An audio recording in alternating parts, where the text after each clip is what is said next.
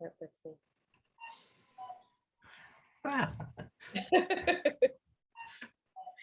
Sorry, I'll be muted. Is that the official event start alarm?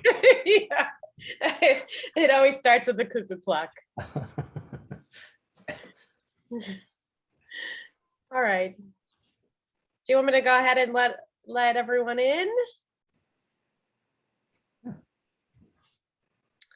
And then Edgar, maybe you can start in like 2 minutes after everyone kind of, you'll see it'll keep popping up and then it'll just kind of settle. You can get started.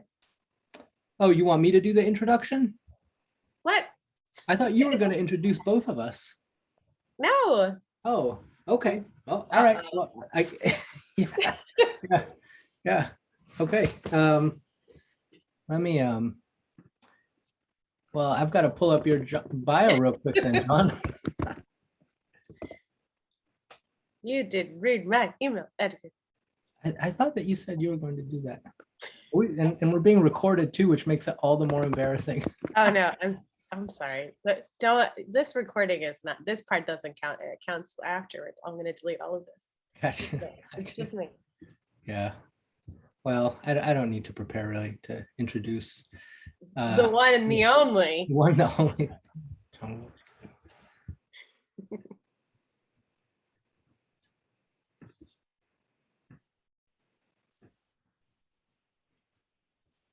Do you have it pulled up, Edgar? Do you want me to give you? Yeah, I'm good. I'm good to go. All right. I'm gonna let everyone in. Good luck, everyone. Or break a leg, I mean, I should say, right?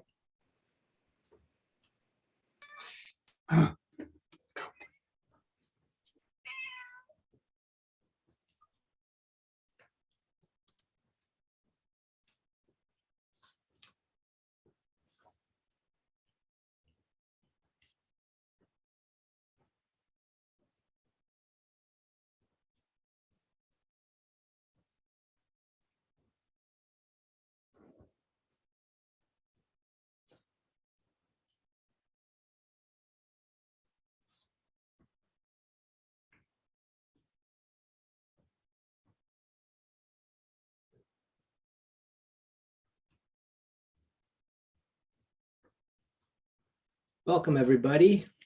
So nice to see you all. Many familiar names, if not faces, and many unfamiliar, but nonetheless welcome names. Today we are gathered to celebrate the publication of my dear colleague John Wilkinson's Wood Circle, an extraordinary new book in a catalog of many extraordinary books.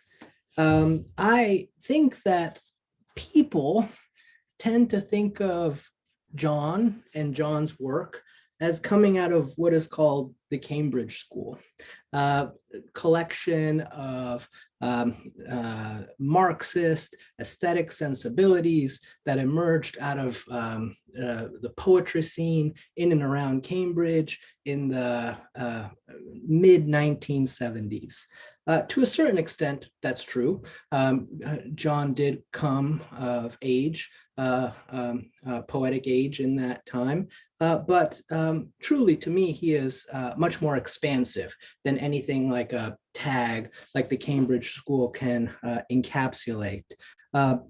Working as he does in everything from mental health to the globalization of the energy crisis, from the politics and poetics of China to the politics and poetics of Mexico, writing and thinking through stone monuments, as well as the crisis of world historical monumentalization, and always moving through what I like to think of in my own readings of John's work as something like a kind of stellar crisis in the Shelleyan tradition, thinking about where politics and aesthetics intersect without then becoming, and this is something that Shelley was, I think, vexed by, and I feel it as well in John's poetry, without then becoming moralistic, right? How can you think seriously and rigorously about the intersection of politics and aesthetics without somehow moralizing or using a kind of moralization as your way to process that intersection? Just a few books of John's many: Useful Reforms from 1976, Reckitt's Blue from Seagull Books 2013, Ghost Nets, Omnidon 2016, and most recently, before last year's Wood Circle, My Reef, My Manifest Array, Carcanet 2019. This is not to mention John's extensive critical work on the lyric and other poetic traditions. But without further ado, please join me in welcoming John Wilkinson. Thank you so much, Edgar, and thank you to Stasha for organizing this event. It's a great pleasure to see, if only the names on the screen of many I know well.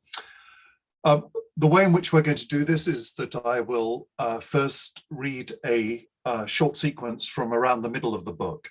The book is a sequence, so what I want to do is give some sense of that rather than of there being individual poems entirely. And after that, Edgar and I will have a conversation, and I may run on from that first reading at a later point. So I will just start now, and I will tell you something about the book a little later in conversation with Edgar. Melodia.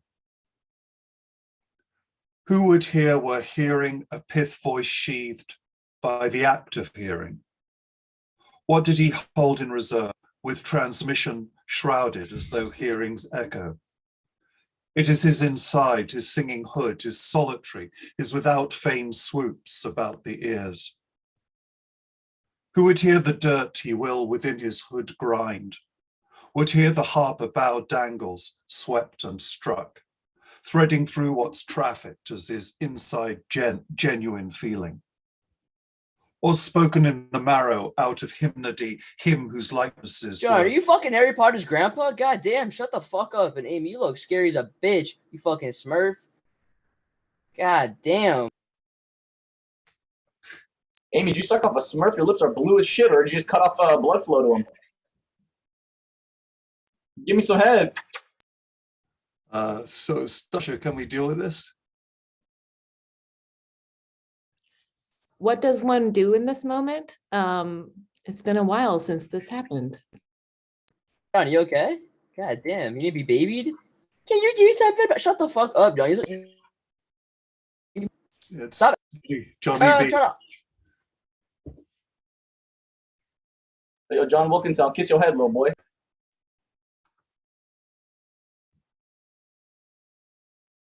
Sorry, everyone. I'm trying to figure out who. I think I removed him, and I'm gonna see if there's anybody else. What's going on? Yo, Srikan, there's a pedophile behind you, right over your shoulder. I think that's Slowinski.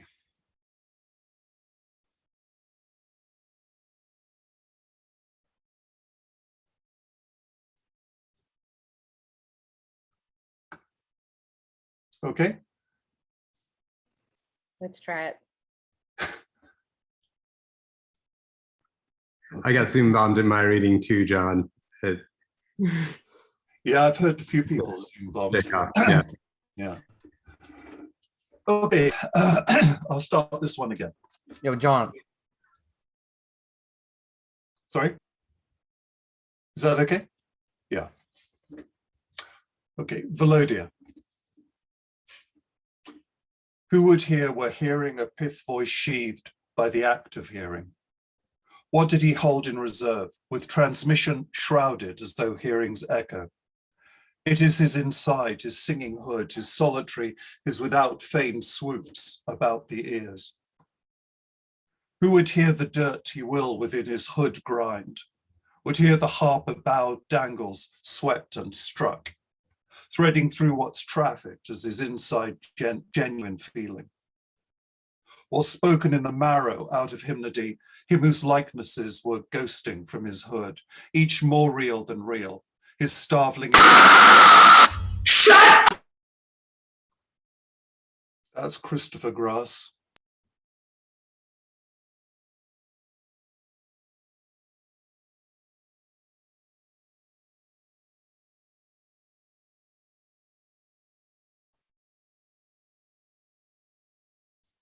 I'm sorry, John. It's not you. Can we close it to additional participants, Starsha? Yeah, we absolutely could. I just want to see if there's any remaining people in the chat. I mean, in the participant list.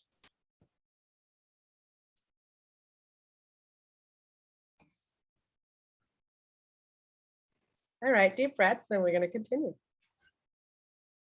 Likenesses not to be released even 2 years after dying due to TB and his harsh repeated beatings, his name effaced. Soaked mattresses, belongings dumped after work, not to be released in paperwork.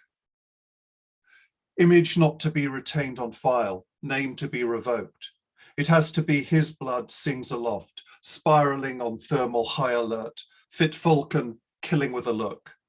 My genuine likeness has the dirt. My likeness swoops and cracks and jabs at bones the mountain slope is littered with.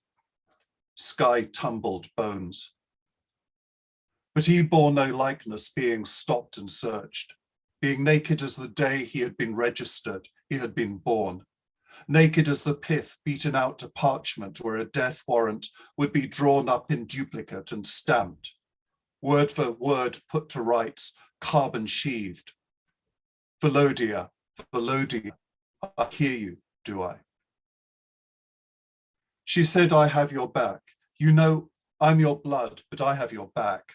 This dress has many pockets, an apron of small instruments honoring your loved ones.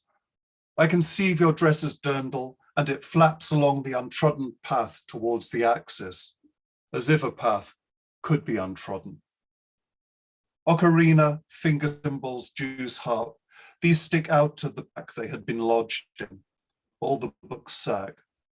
My back has been pecked by birds. My eyes were saturated. There could be no travel, no divergence, no temperature gradient, no measurable scale, no skin homeostatic. Velodia, you will have died another death if 2 by 2 swap words, swap looks, swap touches. High-pitched hash leaks from a leather hood. Some vestige I seize, claim for my interior voice, this skin of sound, this mantle I wear and hear and duplicate, turned out in my effrontery. Nameless. What detains breeze amongst Carolean birches hangs unpicked in packets, fingered apart into its gusts, hangs much as leaves whose smudge and blur arrest disturbance. As are too many names to pass by word of mouth, and trees' collective sigh catches no ear, for it is uninterrupted. And where a distant camera keeps a fixed view, affectless, in catechizing solitude, one leaf skitters. That's the one, nameless. Metaphors have been nailed down, sun has to glare. Gash in one white bough exposed to careless light. No resin bleeds from nakedness, from obduracy, nor does bark discolor. About the stricken lake, instruments await what once might have been tracked. Birds no more called on to migrate. Memory foam holds a disregarded shape. Names stay unspoken. Could the local agent spare a moment's thought, who apathetically reviews and records, his attention sighs scrolling down, unspooling sky to stretch like blue plastic sheeting, wrinkle-free. Air's musculature tightens at his temples, but the impulse, its correct way goes, from sender to receiver, no noise, no message. The mummified corpses managed quite well in the water, floating, not sinking, not yet tagged. Al-Nur. They all looked forward with their eyes still dilated, bump against the wall. Results were delayed.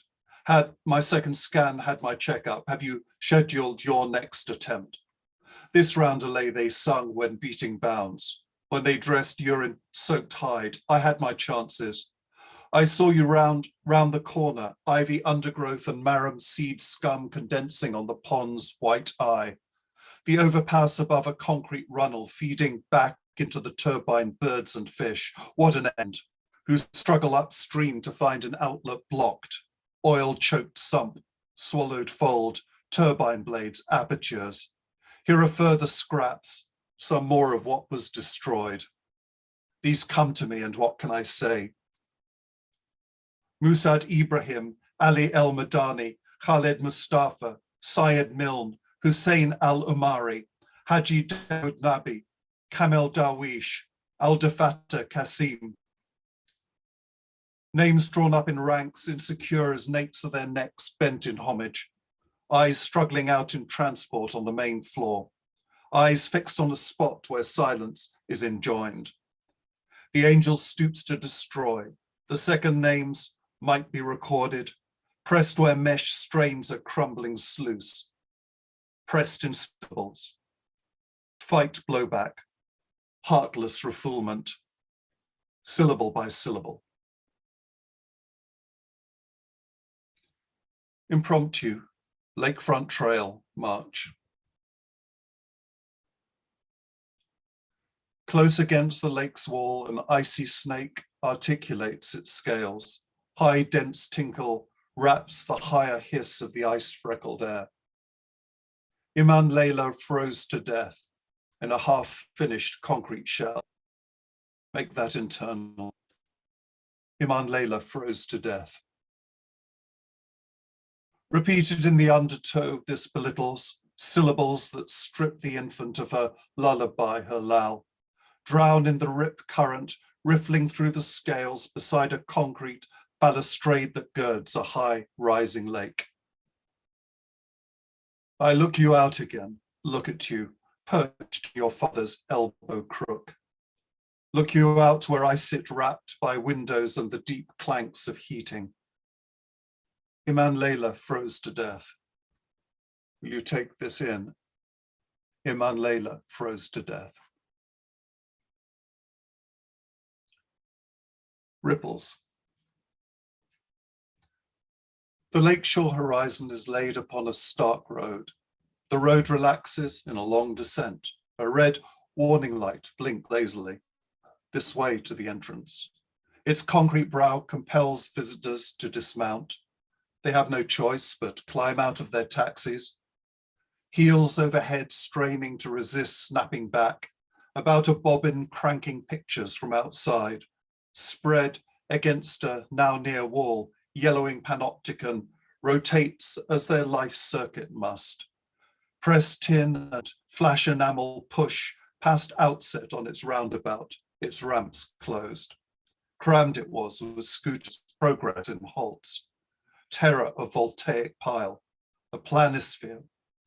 My glass, it is almost run. Yes, those were excellent mimics, made tracks to the capital, preached in the open, only to rotate below the brow of such an archive. Counterfeit, biting earth, zero sprawled across its floral clock, settling to besmirch what flowers had disguised. Light has to fall. What day was getting round to, climbing frames to waver in a paddling pool, a mini cyclone to expose a throttled rattle, shoes clogged with mud. With day breaking cover, ripples floated upwards. Ripples will they hold their own as pentimenti. Rucks a flood of data inculcates in rock. Interred. Insects their southern nights strike up orchestral. Warm slate accepts, but can't retain and impress. Hoodwinked slept lovers left when they woke. Cincture of night that defies the noisy instant, quick-dried. The Colosseum, concrete mass. Spotlit in the present by a moonstruck gleam, resumes motion, takes time. Bodies bolt upright, fight shy of resting place, surfacing unswathed. Dear, dear grandma, again, I haven't died. On waking, I scrabble through dream deposits. Hoses judder out of valves deep in the pit, spoil legible trustees. Even dreams succumb to the reign of reason. What else can be quarried from their palimpsest? Fields loll squandered, rock conceptacles split open and body parts surface breaking up, gleaming crushed granite, pink seashells, inked leads of hammered forms. For somber blockage, Angel Cape ramparts swell. Dear, dear grandma, again I haven't died. Drag its slate cover flush over the well's mouth. Gouging out the stars recruit the frets of day, a cinching collar studded with fat diamonds. Sponge it on black windows, press back tight. Damselflies, butterflies, thatch tar lakes, far fields. These too will be desolate. Sycamore, de-winged, leaves fall, bees will fail to message between rust-spotted wheat stalks. Wind squats on parking lots, rubberized perimeters shrink.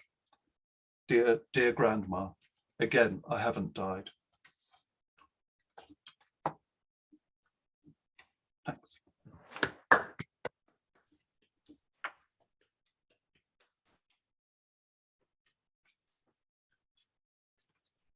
Thank you so much, John. That was an astonishing reading of a really moving and powerful sequence in a book that is itself very moving and powerful. And I thought that we could begin the conversation today by talking about the book as a book.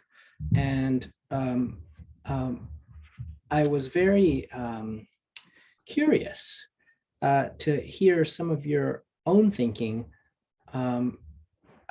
around how you come about writing a book and writing a book of poems that begins as a book of poems. And what I mean by that is I feel that for you, books are very much like you set out to write books, or at least this feels like a book that has a larger comprehensive sense of itself from the outset. And to me, that is expressed in the kind of concatenated structure of poem to poem, poem after poem, and even in the poems that you chose to read this evening, which was a sequence, which is chose to demonstrate some of how the book works in its, in its various parts working together. So to launch that idea of talking about a book, I wonder if you could say just a few words of where did it come from? Where did this book originate? What, as it were, was the seed for the wood circle? Well, to start with the most banal response, I was living in a street called Wood Circle in Chapel Hill, North Carolina. And I was there for about 8 months and this was about 4 years ago, and was walking several times a week from that house, which was pretty much in a forest and deer all about it, up to a small lake. So it was almost a kind of matrix of American pastoral, but as time went by, I became more and more conscious of what had been effaced or eliminated in respect of indigenous peoples, in respect of passenger pigeons, in respect, of fauna and so on. I mean, it's not as though I set out in any way to produce something which was an anti-pastoral, and my own kind of formation. I was brought up in remote and isolated, almost wilderness areas. and those mean a lot to me, and I revert to them even without knowing it within much of my writing. But nonetheless, I'm very conscious that the springs are polluted, as I think the lyric springs are polluted too.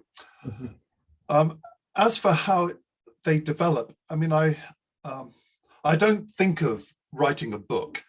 It becomes apparent to me that something is starting to become a sequence. I tend to start out with some kind of feeling some kind of lyric bestowal, and then I work with whatever I'm given, and at some point, if it is going to turn into something larger, I find that it begins to become too overpacked and rigid, and it then begins to split off. And I think of it almost, I mean, the previous book was called My Reef, My Manifest Array, and I think of it almost as developing what I call a polypary, as opposed, I mean, unfortunately, a colony has regrettable associations, but something that from the beginning is a kind of slow swarm in which there is a swarming of concerns that begins to pull out and pull into a more extended kind of sedimented work. So these poems are written over a period of about three and a half years. And they show the traces of that in terms of what they're responding to in sort of historically and at the moment. Because the other thing that apart from walking to and fro to the lake that was happening was that every day I was being, as we all were, bombarded with images of dying migrants and of people in great distress, and their names just flickering across the screen and then being lost almost immediately. And I wanted to just stop some of these as they passed. I wanted to have some names. Yeah, that was in fact going to be my next question, was the migrant names that appear throughout the book, and the work of recovery, which is not itself unfraught, but I see where it's coming from. The work of recovery that comes with staying with that violence, the state violence of that produces the migration crisis in the Americas and in the Mediterranean. And I just wonder if you could reflect for a little bit longer, if you could develop that idea of how migration relates to the pastoral, why migration appears in these anti-pastoral poems. I mean, I get that they were a part of the matrix of your thinking in these walks, but how does the pastoral accommodate the problem of migration for you? Why in this mode of nature poems? It's not that it accommodates. I think that some of the most vivid and disturbing images were of children on lake shores, washed up on lake shores, or so the sense that, I mean, you refer to the Mediterranean, and of course earlier on mostly it was images that I was seeing from the Mediterranean so-called migrant crisis. And the Mediterranean holds this kind of privileged place in European imaginary, and in the sense of what European culture embodies. And this was an evident outrage to that, or at least to my sense of that. So to some extent it came out of that. I mean, I've been preoccupied, but I've been very conscious of migration, not necessarily in terms of the kind of horrors that I've just been describing, but for a very long time. I mean, part of this is because I early on trained as a psychiatric nurse, and those in my hospital whom I worked with were almost all migrants. And then I moved eventually to work in the East End of London in a public health department. And the area I worked in was majority minority. And it also had the largest population of refugees in the UK. And historically, it had been the point of arrival for migrant communities, for the Jewish community, and subsequently, in particular, for Bangladeshi community. So I think that, and of course, also there are those sort of imponderable things, the way in which I tend to think that any lyric poet always is to some extent actuated by a sense that they don't kind of quite fit. That's, you know, that's means some sense of, I don't know. Right now, I just am particularly preoccupied with a sense of cultural destruction that that greatly distresses me, and I know that I feel awkward about the fact that I cathect so much on rather than what's under my own nose and immediately around me on distant cultures and peoples. I mean, I think that, I mean, I don't apologize for that, because you can't kind of explain or determine what it is that is going to seize and distress you. So I've been writing recently about the Yadizi people, for example, in Iraq. And previously I've written about Tibetan culture. Yeah, sorry, that was a very rambling response. Yeah, no, that's fantastic. And I have follow-ups, especially around the themes of silencing and occlusion in the book. You know, the wood circle seems to be a thing both that silences and hides. But before I bridge off into that and a question about breath, there was, in fact, a question from the audience that I would very much welcome. I saw a hand from, yes, please, your mic is off. Hi, can you hear me now? Yes, indeed, we can. Thank you. Sorry, I thought I heard him say any lyric poet doesn't quite fit it, but I couldn't understand if fit it was what you were saying. No, I think I said fit in. Okay, fit in. Yeah. Okay. So the sense of being kind of securely embedded in some community or some family or some network, I think, of not being part of that, I think is often something that leads to a particular kind of mode of writing.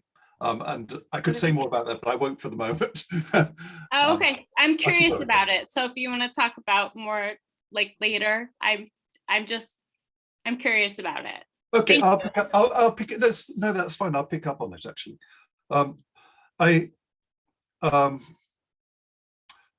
I have the sense that lyric writing is always populated by a thick presence of ghosts, and those ghosts are heard metrically, even if you don't use inherited meters, but they circulate around the rhythms that come through your work. And I also think that that's true philologically. In other words, that it is remarkable how lyric poems tend to be kind of subtended by nets of historically associated words and bring back to the surface almost forgotten usages. And even without, any deliberation to do that. So that sense of a kind of linguistic thickness is something that's very important to me, and to some extent sort of compensates for a feeling of, first of all, the thinness of individualism, and secondly, the thinness of rational consecutive thinking. Can I ask a follow-up question? Yeah. Sure. Please. And by the way, thank you so much for like powering through your reading with all the Yeah. things that went on. That was like very brave of you and awesome, and thank you. There was one line, just to pick up on that, there was one line that really resonated for me in that regard, where a distant camera keeps a fixed view, for it is uninterrupted, right? I thought, well, here we are interrupted, but the camera will keep its interrupted. Sorry, what? No, those guys probably just need to like go have dates or something.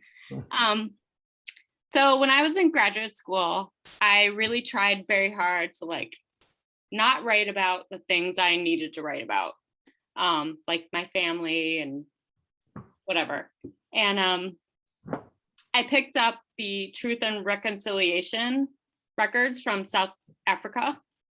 And I tried to write off those, like found poems like Charles Resnikoff. And they, to me, and I did not feel this way about your poems. Your poems are very moving to me. But they, to me, like felt so hollow. And I guess I'm wondering, like, how you're drawn to what you're, I mean, obviously this little girl, this 18-month-old who froze to death coming from Syria, who is not going to feel about that, but how do you pick your subjects, and how do you know what is like the line to cross about writing about an experience that is not your own? So I guess that's a two-part question. I don't pick my subjects. I feel that I'm invaded, really. I mean, my sense of the way in which lyric poetry works is, I suppose, originally founded in kind of structuralist readings. In other words, that I am always more propelled or impelled by the way in which poems unfold internally, and by the way in which, for example, metaphor can be really dynamic rather than simply translatable, and reproduce in a number of different and unpredictable ways. That's why I like Shelley, particularly, incidentally, to pick up on what Edgar said. So, you know, in some ways, the work starts kind of solipsistically and then gets troubled by the fact that you cannot use language without its being externally referential, and you cannot be a sentient, be human without being invaded by others' pain. But quite how that will be received, and what it is that will, through the constant barrage of distress, will really call on your work, is something completely unpredictable. I don't set out to say I'm going to write a poem about anything. The poem determines over the very lengthy period of its composition what it is going to set out towards. That reminds me, it evokes Benjamin's One-Way Street, the collection of vignettes, philosophical shards that Benjamin wrote, whose whole point is that you are not a one-way street, you're an intersection, right? Or you're even a series of intersections with multiple trajectories moving through you, even as you try to kind of take a walk.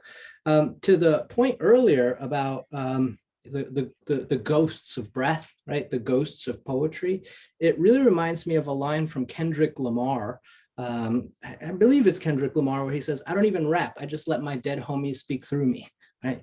And I think that when you get into rhythm, that kind of summoning or spiritus mundi, summoning, whatever you might call it, is unavoidable. And I definitely feel that in your poems, John. But I really want to trouble it still. Right? Like I still am very curious to think about, well, just going back to Shelley and what the poem that I was thinking about earlier when I was talking about aesthetics, politics, and morality was the Cenci, right? And in the Cenci, Shelley is talking about like unimaginable violence.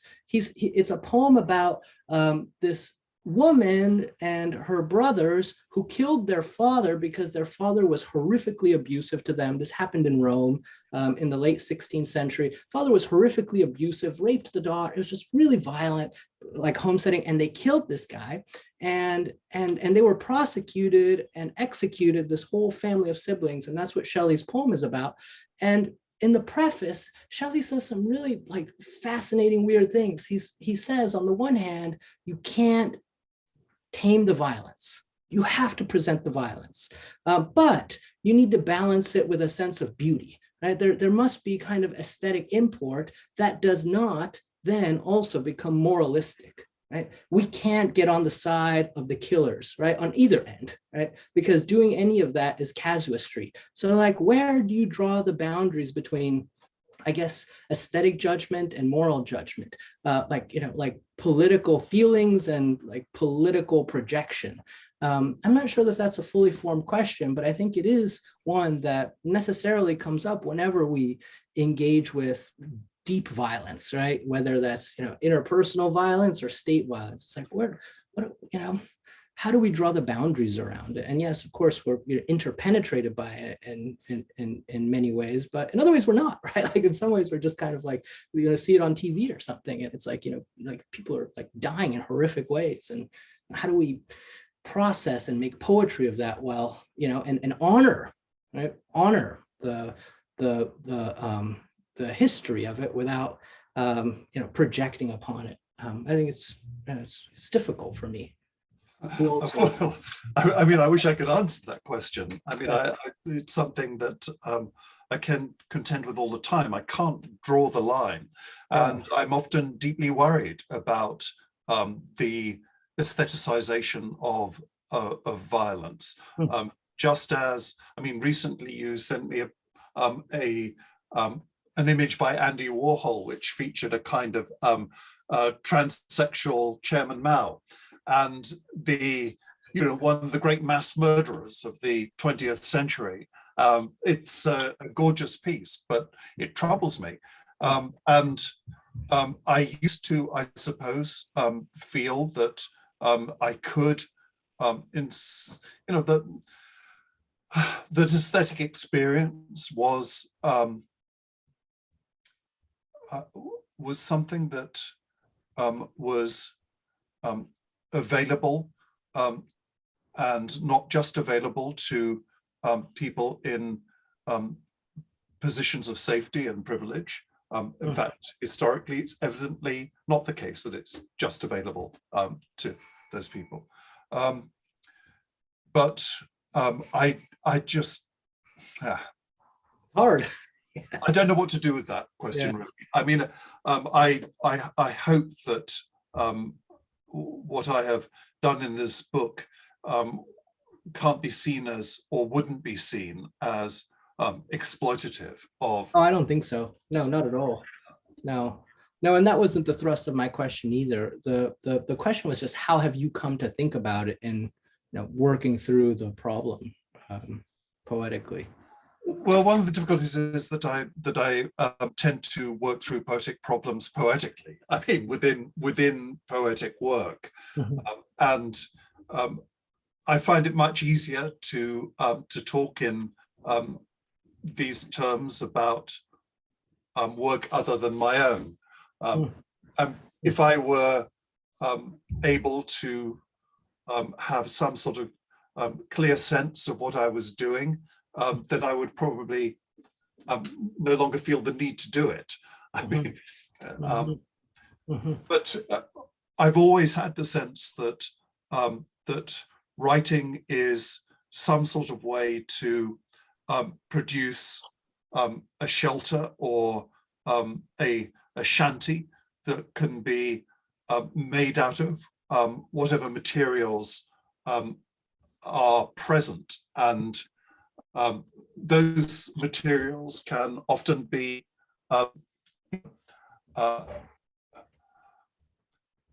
extremely unpleasant, Yes. and they can be signs of human, the worst of humanity. But I still want to feel that I can, even if it's only temporary, and even if it only lasts for as long as 3 or 4 minutes of a lyric poem, make something that feels kind of habitable. Yeah. And I think Shelley came to that very same intersection with kind of like similar sensibilities. He just refuses to moralize at the end, right? And he wants to be in the middle of it, because we are all in the middle of it. Even if you feel yourself removed from it, like he just, there's something about, his political sensibility that, doesn't allow him to take a step, forward, as it were, but like just to stay in it, and not, put the neat bow around it that he does with something like Prometheus Unbound. But anyways, I've spoken enough about Shelley. I know that Lucy has a question. Yeah, I'm lowering my hand. First of all, thank you. It's really lovely to hear from this work. It's nice to hear you read.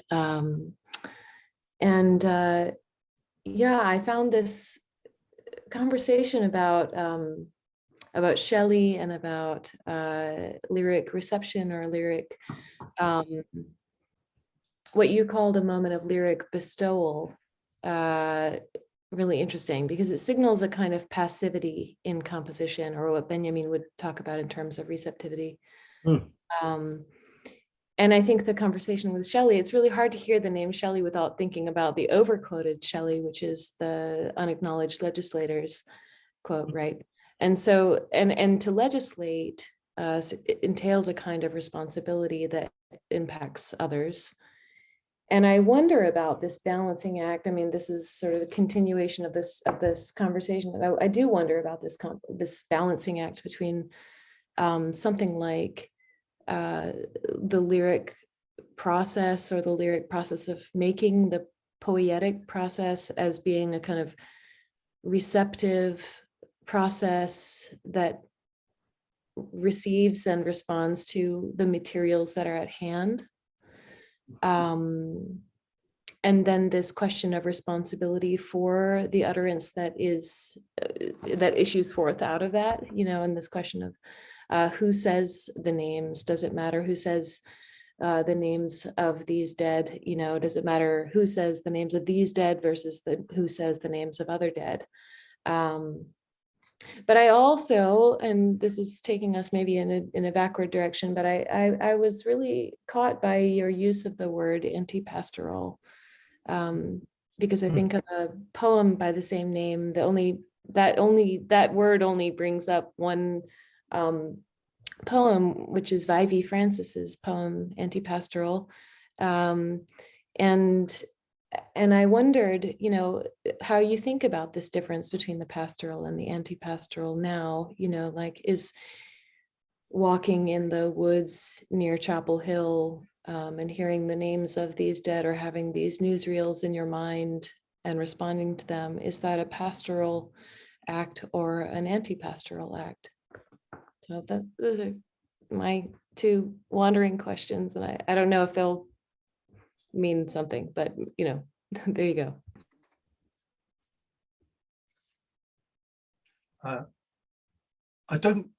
I used the word anti-pastoral, but I think, or I hope that I also indicated that the pastoral is also extremely important to me, and that these two things are in some kind of contention.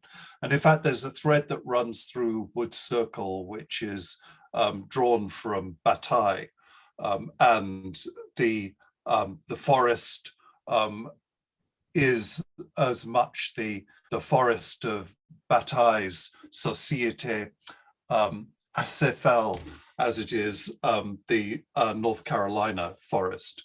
So it's a kind of, there's also this kind of Nietzschean forest. There is the sense of what has become totally inhuman. So it's not just that it's anti-pastoral, it's as though there is a kind of dehumanizing campaign which is represented by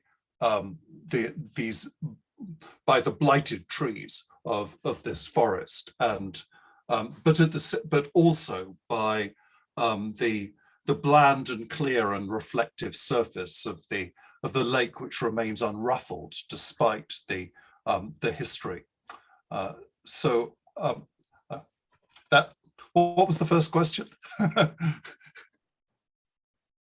Well, it was a question that was more of an extension of the previous conversation about this balancing act between what you describe as sort of moments of like poetic perception, right? But lyric bestowal and this sort of passivity, a passive or like a kind of vessel-like reception of the poem or the materials of the poem, versus this question of like of responsibility, or since Shelley seems to be very present, this question of the kind of legislative act, or the question of like what are then the responsibilities to the utterance that comes out of this passive lyric reception event.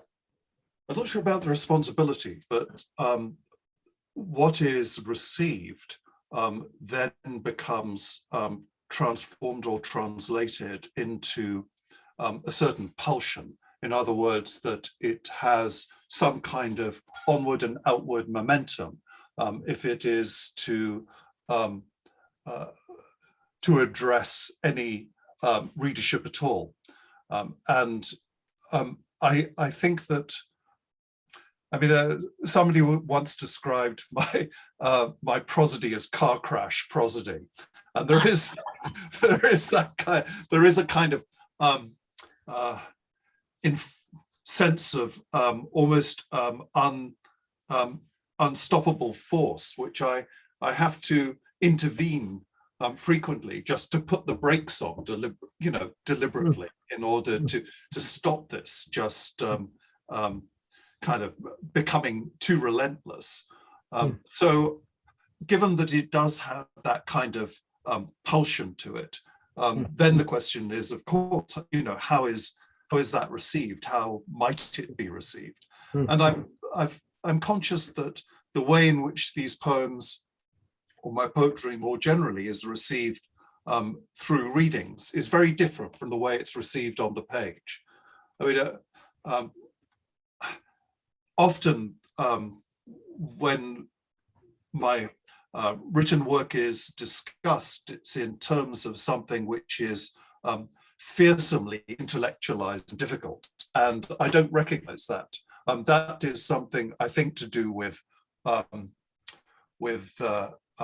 lexicon, but this idea of the fearsomely difficult is one which I'm interested in when it comes, for example, to mid-century poetry. So I think of a poet like Dylan Thomas, whose work is immediately communicative, but is extraordinarily difficult. I mean, I don't know if you ever tried to analyze a Dylan Thomas poem, but I mean, this is highly worked, extremely intricate and difficult work, which nonetheless has some kind of sense of propulsive connection and communication.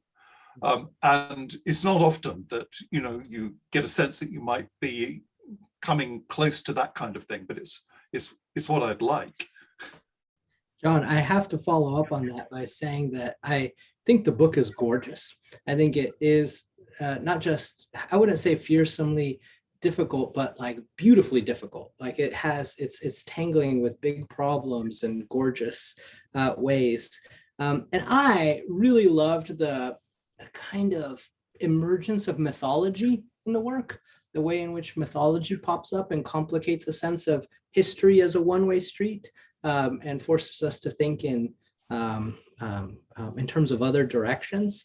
And I have so much to ask you about pastoral and anti-pastoral. And Lucy, I think you may agree that the pastoral is always already anti-pastoral, like it exists in the conditions of its disappearance, right? Like we write pastoral because it's, nature's going away or something. But the question that I want to follow up with is like about car crash prosody. And to me, when you say that, what I'm hearing is something like syntactical car crash, right? Like some of the poems exist in this like really like syntactically intricate voice that is relieved given a kind of distal, systole, diastole, given a distal by the impromptus, right? So you have like the kind of syntactically intense poems and then the impromptus, which I suppose I should explain for audience. The book is structured in a kind of intake outtake, as you said earlier, like breathing in, breathing out, kind of like intensity, relaxation. And I feel like those scenes of relaxation happen through the impromptus, and they're all named impromptus after every third or fifth or sixth poem. There are impromptus throughout the book. And I wonder if you could say just a little bit before we end about that, thinking around the structure of the book, of the poems, and then the impromptus. And to me, it sounds like it seems to have something to do with breath, intake, outtake, tension, relaxation, but maybe you have another reading or another idea around it. And I would just love to hear more about that structure before, and we're almost at time, and I know you have a last poem that you want to read, so before we get to time, if you could just say a few last things about that, thinking around the structure of the book. Well, first thing to say is that the impromptus were the last poems to be written. And I just felt that the book was becoming too costive. And I wanted something that would intervene and provide some kind of respite, mainly rhythmically, a rhythmic respite to the book. And this often happens with what I do. So, for example, I did a long sequence called Reckitt's Blue, where very late in the day, I intervened and started smashing bits out of it because it just felt as though it was too tightly bound and let nobody in. It needed some air. So, that, briefly, that's the answer to that question. So I think we're pretty much out of time. And what I wanted to do to finish was to read a new poem, which will take 2 or 3 minutes.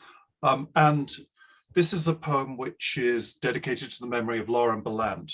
And the reason it is because my last exchange with Lauren by email was around a draft of this poem. And then following her death, it felt kind of uncannily apt. So this is a poem called Keeping Watch. Keeping watch. A veil of lucidity spreads before it seen displays of hardship a descendant might undergo, as orphaned futurity strains for eyes.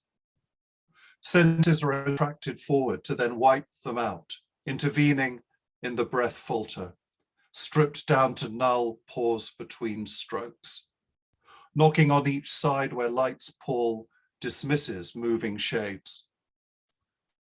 A baby's eyes that lucid on the threshold turn away, this way. Salvage those detained within their orbit. An orb of masonry gives onto the square its blank look. A review stand's platform is holding up unscathed by silence's appeal. Ravenous its pause scoffs through crowds up to this plastic seat. Visuals are excellent, attendance being all one ever hoped for. But then the frames have been stabilized, designed to not adjust, fleshed out as torsos, rendered as tangible. Face it, it falls on detainees and creature comfort waiting out. Now you go beyond words. Don't vanish, but incessantly delay for a touch that lost what it had come for, answering the call to hold back at a threshold, yet hold forth, stretching to where light on this side overpowers a hand.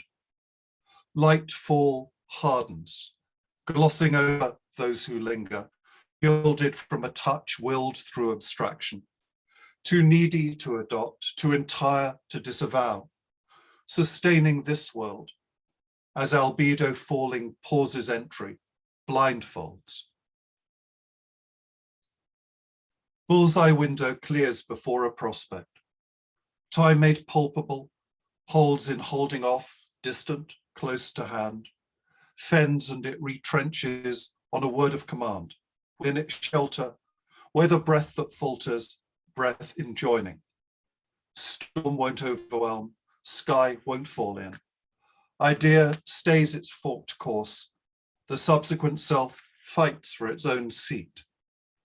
Won't settle for performance at a distance. Tense into the open, an infant totters, drags her short shadow. Thanks. That's not fair, John. To end on that note and not be able to talk further, because now I just want to talk about bodies and ideas, their exposure and possibility. Too beautiful to end on, but yet so beautiful to end on that note. Thank you, John. Thank you. Thank you all very much for being here. Bye.